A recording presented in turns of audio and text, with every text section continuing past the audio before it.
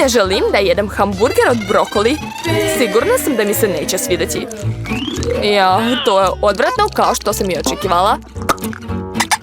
Da li je to sve što ćeš pojesti? Ne, ne može tako. Otvori usta, pomoći ću ti. Nemoj, molim te, Zak. Neću sam da patim, mučit ćemo se zajedno. Mrzim brokoli. Odvratan je. Ali je veoma zdravo. Sad ćeš osjetiti puno snage. Šta se dešava? Hej, prestanite. Sve je u redu. Mary je tražila da joj pomognem da pojede brokoli. Nisam ništa tražila. U pomoć.